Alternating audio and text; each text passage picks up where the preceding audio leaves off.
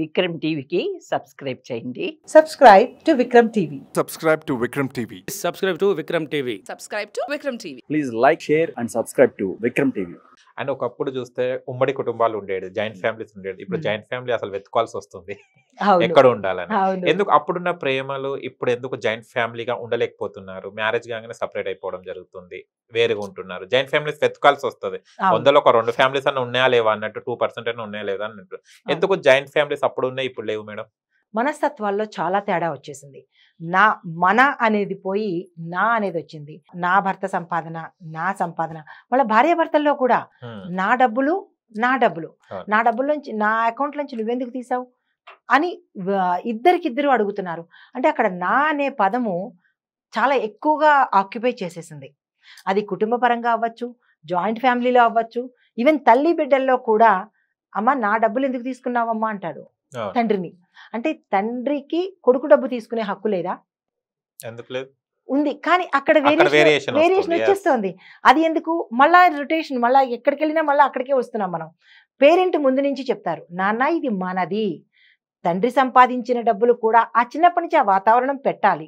తర్వాత ఇక్కడ ఉమ్మడి కుటుంబాల దగ్గరికి వచ్చేటప్పటికి ఏమవుతుందంటే, ఒకటి సంపాదన తక్కువైపోయి ఇంట్లో కూర్చుని తినేవాళ్ళు ఎక్కువైపోయారు, సంపాదించే వాళ్ళు తక్కువైపోయారు.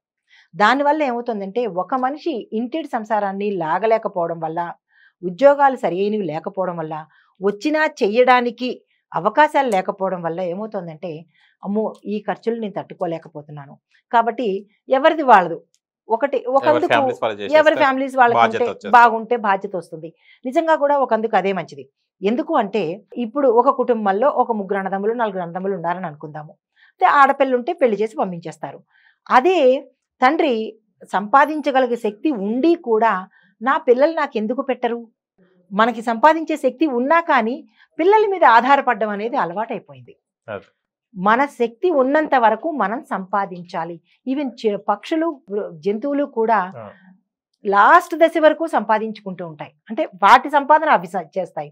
కానీ మనుషుల దగ్గరికి వచ్చేటప్పటికి ఏమవుతుందంటే, ఒక ఏజ్ రాగానే నేను కష్టపడ్డాను, నాకు రిటైర్మెంట్ వచ్చేసింది, ఇక పిల్లలే చూడాలి అన్నప్పుడు, సరే ఆ ఏజ్ నుంచి మీరు కష్టపడి 60 ఏళ్ళు రిటైర్మెంట్కి వచ్చినప్పుడు మీ పిల్లలకి మీరు సంపాదించిన దానికి, మీ పిల్లలు ఇప్పుడు ఉద్యోగంలోకి వచ్చి సంపాదించేదానికి, అప్పటి ఖర్చులకి ఇప్పటి ఖర్చులకి చాలా వ్యత్యాసం ఉంది కదా.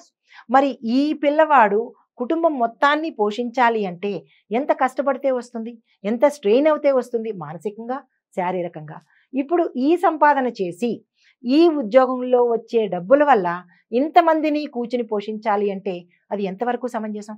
తల్లిదండ్రులు కూడా ఇందు ముఖంగా నేను చెప్పేది ఏంటంటే, తల్లిదండ్రులు కూడా శక్తి ఉన్నంత వరకు సంపాదించండి. ఏదో ఒక పని చేసుకుని ఇంట్లో కూర్చునో, లేదంటే బయట చాలా ఉపాయాలు ఉన్నాయి. ఇవాళ రేపు సంపాదన మార్గాలు మనం చెయ్యాలే కానీ చాలా ఉన్నాయి.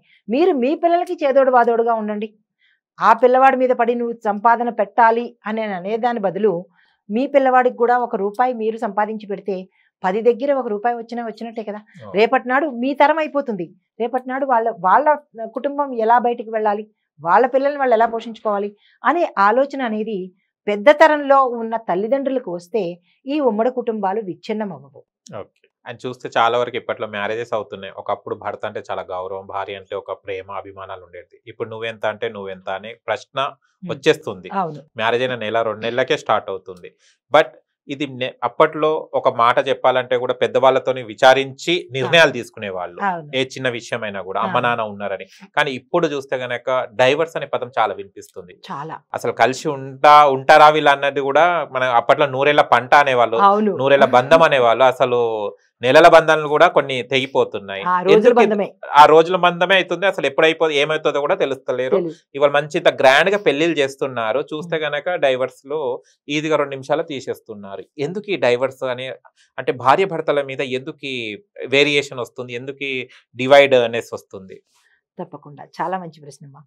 అయితే ఇక్కడ భార్య డైవర్స్ ఎందుకు అవుతున్నాయి అంటే, అసలు యాక్చువల్గా పెళ్లి వయసు ఎంతమ్మా? మినిమం 21 అన్నా చేసుకోవాలి కదా. ఆడపిల్లకి 18, 20, 25 ఏళ్లలో మొత్తం చేసేస్తే అయిపోతుంది కదా. అప్పుడు ఏమవుతుంది అంటే, ఇదివరకు ఇప్పటికీ అప్పుడు ఏంటంటే కుటుంబం చుట్టూనే ఆడపిల్లైనా మగపిల్లడైనా కుటుంబం చుట్టూ తిరిగేవాడు. అంటే చదువుకోవడం, ఇంటికి వచ్చేయడం, లేదా ఉద్యోగానికి వెళ్ళడం, ఇంటికి వచ్చేయడము అంతే. ఇల్లు, చేసే పని ప్రదేశము, చదివేదైనా అవ్వచ్చు, పని చేసేదైనా అవ్వచ్చు. అంటే ఇల్లు వాడు వెళ్ళే ప్రదేశం తప్ప మూడో ప్రదేశం తెలియదు. దానివల్ల ఏమవుతుందంటే నా అమ్మ నా నాన్న ఇంట్లో వెయిట్ చేస్తారు, నా అక్క చెల్లెలు వెయిట్ చేస్తారు అనే బాండింగ్ ఒకటి ఇంట్లో ఏర్పడుతుంది. తర్వాత పేరెంట్స్ కూడా ఏం చేస్తుంటారంటే చిన్నతనంలోనే పెళ్లి చేసేయకుండా, చిన్నతనంలో పెళ్లిళ్ళు చేసేయకుండా మైండ్ మెచ్యూరిటీ రావాలి కదా, అర్థం చేసుకోవాలి. ఏమిటి అర్థం చేసుకోవాలి, అసలు ఏమిటి అర్థం చేసుకున్నారు, ఎంతవరకు అర్థం చేసుకోవడానికి ఒక టైం అనేది ఉన్నదా ఈ రోజుల్లో? ఇంట్లో మనకి 20 ఏళ్ళు పెరిగిన తల్లిదండ్రులనే మనం అర్థం చేసుకోలేనప్పుడు 20 ఏళ్ళు బయట పెరిగిన వాళ్ళని మనం ఏం అర్థం చేసుకోగలము? అది పేరెంట్స్ కూడా మా పిల్లలకి కొంత వయసు వచ్చే వరకు మేము చెయ్యమండి అనేది తప్పు. చిన్నతనంలో చేస్తేనే బాండింగ్ ఉంటుంది. చిన్నతనంలో చేయకుండా వయసు వచ్చిన తర్వాత చేసే లోపలికి ఈ లోపల మొగైనా ఆడైనా చాలా రకాల వ్యసనాలకి అలవాటు పడిపోతారు. ఆ ఫ్యామిలీలో ఉండే స్వీట్నెస్ పోతుంది. దాంపత్యం అంటే స్వీట్నెస్ ఉంటుంది కదా, ఆ స్వీట్నెస్ ఎక్కడేది? అన్ని బయటికి తెలిసిపోతున్నప్పుడు దానిలో మనం చేయవలసిన పని ఏముంది? ఇంకా దానిలో ఉండేది ఏదైనా ఇందులో ఉంటేనే అందులో ఏముంది అనేది తెలుస్తుంది. ఇది ఓపెన్ అయిపోయిన తర్వాత ఎవరికి దాని మీద అసలు ఉండదు, ప్లస్ తెలుసుకోవాల్సిన అవకాశం కూడా లేదు. తర్వాత దీనిలో ప్రధానమైన కీలకమైన పాత్ర ఎవరిదంటే పేరెంట్స్దే. అందులో తల్లి పాత్ర ఎక్కువ ఉంటుంది. ఇప్పుడే దేనిలో అంశం తీసుకున్నామా, తల్లి పాత్ర ఎక్కువ ఉంటుంది. తండ్రి చాలా తక్కువ పాత్ర ఉంటుంది తప్ప తల్లి పాత్ర ఎక్కువ ఉంటుంది. తల్లులు ఏం చేస్తున్నారు అంటే, మా పిల్ల కానీ మా పిల్లవాడు కానీ, ఎస్పెషల్లీ ఆడపిల్లల గురించి చెప్పుకుందాము. మా పిల్లకి అందరిలోనూ పిల్లలు వినేటట్టుగా చెప్పడం అనమాట. మా పిల్ల ఉద్యోగం చేస్తేనే కానీ పెళ్లి చేయమండి మేము, తను సంపాదించుకోవాలి, దాని కాళ్ళ మీద అది నిలబడాలి, ఇంట్లో అన్నీ అమర్చుకోవాలి, అప్పుడు కానీ మేము పెళ్లి చేయము, అందులోనూ కూడా మా స్టేటస్కి సంబంధించిన పిల్లవాడిని చూస్తాం తప్ప నాకు నచ్చాలి ముందు అని తల్లే అంటది. అంటే పిల్లకి నచ్చాలి అన్న పదం లేదు. తల్లికి నచ్చడం ఎందుకు? తల్లికి పిల్లడు నచ్చక్కర్లేదు. తల్లి తండ్రి చూసేది ఏంటంటే తమ పిల్లని జాగ్రత్తగా చూడగలడా లేదా అనే అంశం మాత్రమే చూడాలి. కాపురం చేసేది కూతురు. కానీ చిన్నప్పటి నుంచి ఈ తల్లి ఏం చేస్తుందంటే, చిన్నప్పటి నుంచి అంటే కొంచెం వయసుకు వచ్చినప్పటి నుంచి ఉద్యోగంలోకి వెళ్ళిపోమ్మా, అక్కడ అంత ప్యాకేజీ, ఇక్కడ ఇంత ప్యాకేజీ అని చెప్పి 35, 40, 35 క్రాస్ అయ్యే వరకు కూడా పిల్లకి పెళ్లి ఊసు ఎత్తటం లేదు. ఇంకా 35 ఏళ్ళు వచ్చిన తర్వాత వాళ్ళకి దేని మీదకి బాండింగ్ ఏర్పడుతుంది? కెరియర్ మీద, సంపాదన మీద బాండింగ్ ఏర్పడుతుంది. అవునా? నా సంపాదన, నా కెరియరు, నా స్టేటస్ అనేది ఏర్పడుతుంది. అదే సైమల్టేనియస్గా అబ్బాయికి కూడా అంతే ఉంటుంది. నేను కూడా స్థిరపడిన తర్వాతే చేసుకోవాలి, అప్పుడే నేను చేసుకోవాలి, నాకు కూడా ఉద్యోగస్తురాలైన భార్యే కావాలి అని ఎప్పుడైతే మగపిల్లవాడు ఉద్యోగం చేసే భార్యే కావాలి అని అనుకున్నాడో, ఉద్యోగం చేసే భార్య నీకు భార్యగా అవ్వగలుగుతుందా? అయ్యే అవకాశం లేదు. ఎందుకంటే తను 9కి వెళ్ళిపోతుంది, మీరు 9కి వెళ్ళిపోతారు. మరి ఎక్కడ తన భార్యత్వం చూపించుకోవడానికి అవకాశం ఉంటుంది? కొంతమంది నైట్ షిఫ్ట్లు, కొంతమంది డే షిఫ్ట్లు. అంటే దీనికి అనుకూలంగా మనం వెళ్ళకపోతే మన సంపాదన ఎలాగా, నిత్య జీవితం ఎలా గడపాలి అని అనుకోవచ్చు. కానీ ప్రతిదానికి ఒక సమయం ఉన్నది.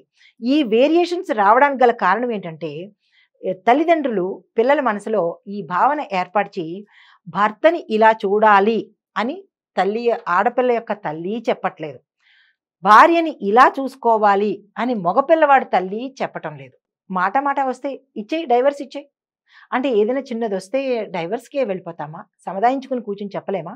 తర్వాత రెండో పాయింట్ ఏంటంటే, పెళ్ళయిన తర్వాత అటు మగపిల్లవాడి తల్లిదండ్రులు, ఇటు ఆడపిల్ల తల్లిదండ్రులు వాళ్ళిద్దరికీ ఒక రకమైన, అంటే ఇందాక అనుకున్నట్టుగా అర్థం చేసుకునే సమయాన్ని మనం కల్పించకుండా వెంటనే ఫోన్లు చేస్తూ, అమ్మా ఏమిటి అబ్బాయి ఈరోజు బాగా చూస్తున్నాడా, నిన్ను, నీకు మంచి చీరలు కొనిపెట్టాడా, నువ్వు అడిగింది ఇస్తున్నాడా అని వెంటనే ఫోన్లు చేసి, ఆ సమయానికి పాపం ఆ పిల్లవాడు ఇవ్వలేకపోతే లేదమ్మా అని వెంటనే చెప్పేస్తుంది. ఎందుకని?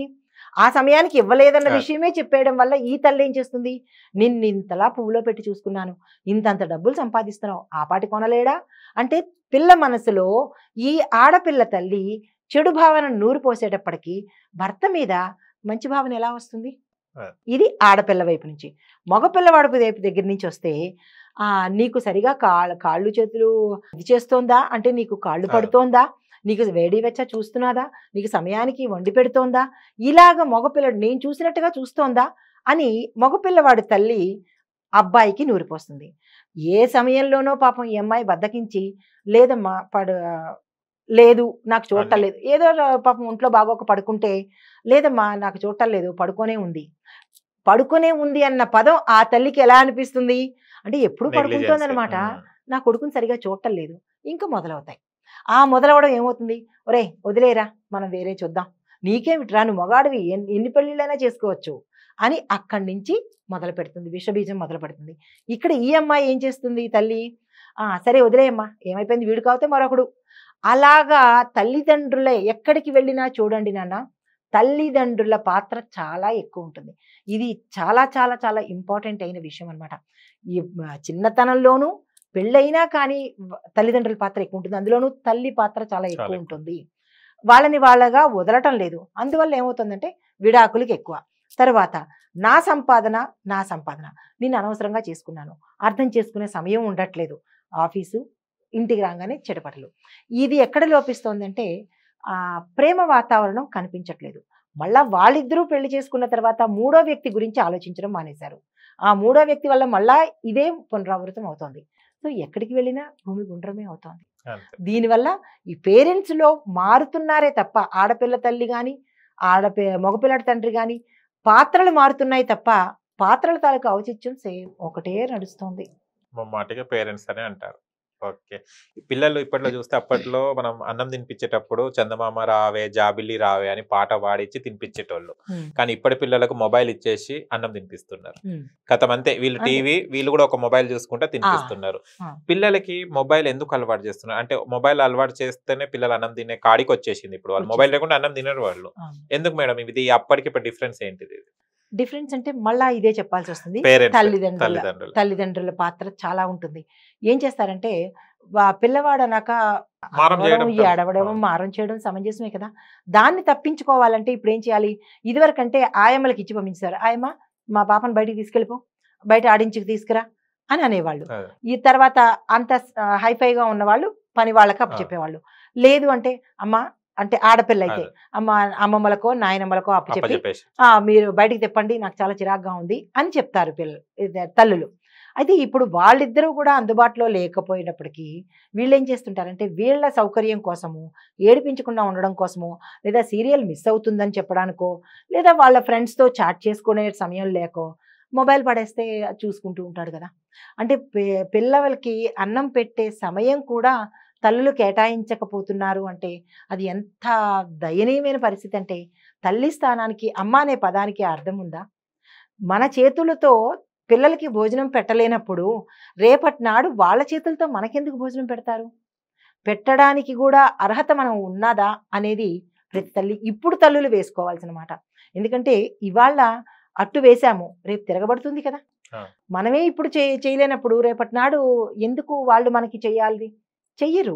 రెండోది తల్లి ప్రేమారా జాబిల్లి రావే అన్నట్టు కొన్ని తరాల వరకు అంటే ఇప్పటికి మాకు మా పిల్లల వరకు మాకు కూడా ఉండే అదే చేస్తున్నాము. ఇప్పటికీ అంటే కొంతమంది ఇళ్లలో ఇప్పటికీ నడుస్తోంది ఈ ఆచారం అనేది. ఈవెన్ మా ఇంట్లో కూడా మొబైల్స్ అనేది లేదు. ఎందుకంటే ఒక పద్ధతి ప్రకారము వచ్చిన వాళ్ళు దీన్ని అలవాటు చేయరు. ఒకటి ఏంటంటే ఇది చేయడం వల్ల తల్లులు ఏమనుకుంటున్నారంటే, అంటే ఆ ఏజ్ తల్లులు 25 to 35 మధ్యలో ఉండే తల్లులు హైఫై స్టేటస్, మా అబ్బాయి మొబైల్లో అన్నీ వచ్చి వాడికి రాంది లేదు అని వాళ్ళ ఫ్రెండ్స్తో గొప్పల కోసమని మొబైల్స్ చేతికిస్తున్నారు. నాకు కూడా రాదు ఆపరేటింగ్, అబ్బాయికి చాలా బాగా వచ్చు, వాడు ఎంత చక్కగా చేస్తాడో చూడు అని వాళ్ళ ఫ్రెండ్స్లో తన కొడుకు గొప్ప కోసమని కూడా వీళ్ళు మొబైల్స్ పిల్లలకి ఇస్తున్నారు. వాళ్ళకి నేర్పిస్తున్నారు, ఇది చూడు, అది చెయ్యి, ఇలా చెయ్యి, అలా చెయ్యి అని నేర్పిస్తున్నారు. ట్యాబ్ ఇస్తున్నారు. అంటే వాళ్ళ స్టేటస్ కోసము, ప్రెస్టేజ్ కోసము పిల్లల్ని బానిసలుగా చేస్తున్నారు. చాలా మాధ్యమాల్లో మనం చూస్తుంటాము, పిల్లలకి అలవాటు పడిపోయి నిద్దట్లో కూడా వాళ్ళు ఇలా ఇలా ఇలా అనుకుని పిచ్చి వాళ్ళు అయిపోయిన పరిస్థితి వచ్చింది. మళ్ళీ తర్వాత మళ్ళీ మనమే ఏడవాలి. అలవాటు చేయడము, దాని ద్వారా వచ్చే ప్రాబ్లమ్స్ని మనమే ఫేస్ చేయాల్సి వస్తుంది. తర్వాత అది ఇంటర్నల్గా ఆర్గాన్స్ దెబ్బతింటాయి, పిల్లలకి బ్రెయిన్ పాడవుతుంది. ఇలాంటివి కొంచెం పేరెంట్స్ తెలుసుకొని మొబైల్కి దూరంగా పెట్టడము. అసలు మన బాధ్యత ఏంటి? మొబైల్స్ దూరంగా కూడా పెట్టాల్సిన పని లేదు. మన బాధ్యత ఏమిటో తెలిస్తే మొబైలే దూరంగా వెళ్ళిపోతుంది. పేరెంట్స్ అందులోనూ ఆడవాళ్ళు చాలా జాగ్రత్తగా వారి యొక్క పాత్రను నిర్వహించుకోవాలి. మా పిల్లలు ఫోన్ లేని తినడండి అని చెప్పేసి ఇస్తుంటారు, గొప్ప తినిపిస్తుంటారు. అది గొప్ప స్టేటస్ సింబల్ అనమాట అది. నా పిల్లవాడు ఫోన్ లేకుండా తినడు. ఎవరి కోసమో మన పిల్లల్ని మనం బలతీస్తున్నాము. ఫోన్ లేకుండా ఎందుకు ఒక రోజు లేకుండా అలవాటు చేయండి. అంటే మన సౌకర్యం కోసము, మన స్టేటస్ కోసము, మన ప్రెస్టేజ్ కోసమే పిల్లలకి అలవాటు చేస్తున్నారు.